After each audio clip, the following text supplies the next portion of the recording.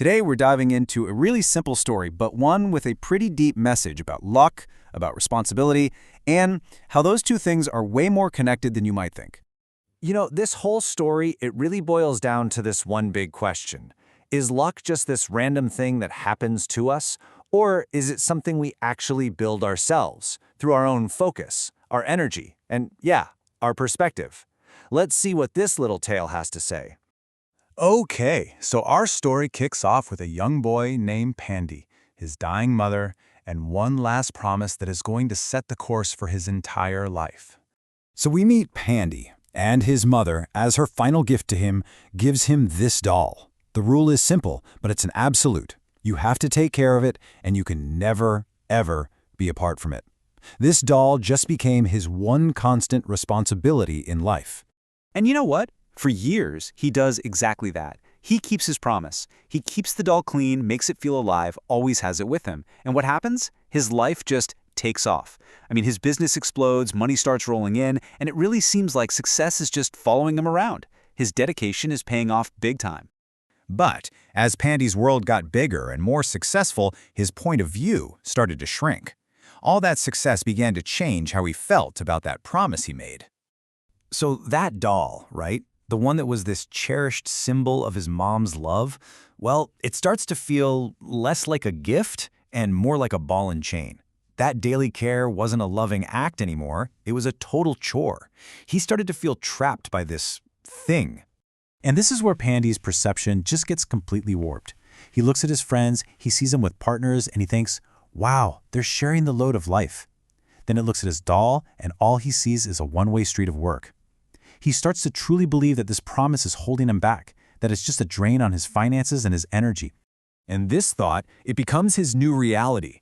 He starts to actually curse the doll, blaming it for keeping him from this even better, more lavish life he's sure his friends are living.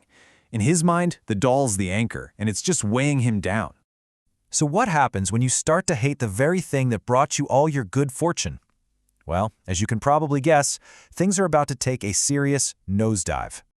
And man, it's not a slow decline. It's a total free fall. He starts neglecting the doll, leaving it behind, and almost instantly his entire world just falls apart.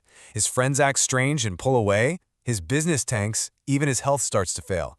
And before he knows it, he's lost everything. He's completely alone, just filled with regret.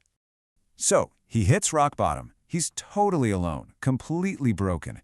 And it's at this lowest point that he finally gets the answer he needs. But it comes from a place he really wasn't expecting.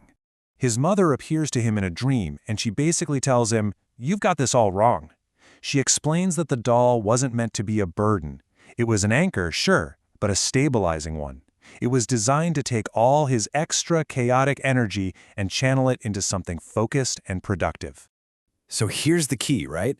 The doll was basically a physical tool for his own focus. By taking care of it, he was, without even knowing it, taking care of himself. He was pointing all his energy toward growth, not distraction. It was literally his good luck charm. And here's the real gut punch. His mother lays it all out. His own ego made him think he was the sole reason for his success. He never once stopped to think that maybe, just maybe, the act of caring, that responsibility itself, was what was creating his good fortune. When he neglected the doll, he was actually neglecting the source of his own luck. So he wakes up from this dream, and it's like a massive light bulb just went off in his head. He scrambles to see if it's not too late to fix his huge mistake.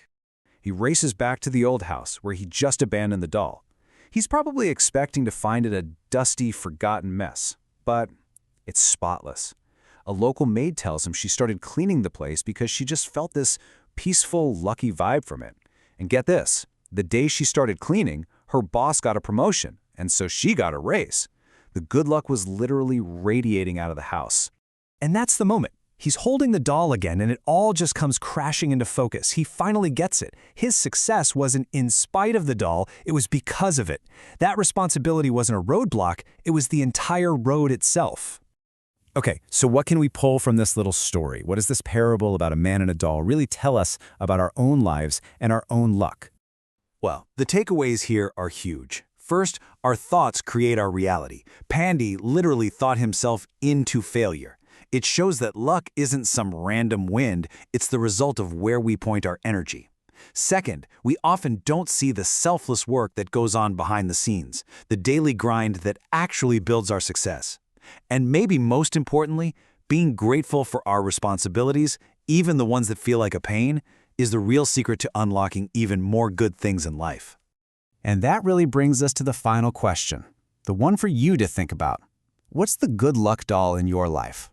You know, that responsibility, that relationship, that project that maybe you started to see as a burden, but is actually the very thing that's keeping you grounded and making you successful. What have you been neglecting?